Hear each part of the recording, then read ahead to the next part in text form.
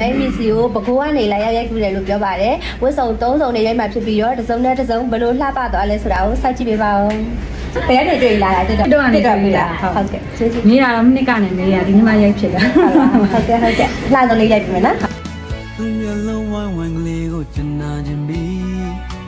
သူပါပြီးမမောလေးလာသည်သူရဲ့တော့ပွဲကလေးတွေကပြားရစီမဲတကလုံးတွေတဲမှာဆူလို့ချေသူအရေးပြပါပါလေးတွေရွှေရောင်လုံးနဲ့ဆိုအသားရဲ့ပြေကဝင်ပါတွေရင်ချပြီးရရှင်လုံးနဲ့ generation ရဲ့ကျွန်တော်သူ့ကိုသိချစ်တယ်ကျွန်တော်သူ့ကိုချစ်တယ်ဝင်ကပြောချင်မိတယ်ကျွန်တော်သူ့ကိုချစ်တ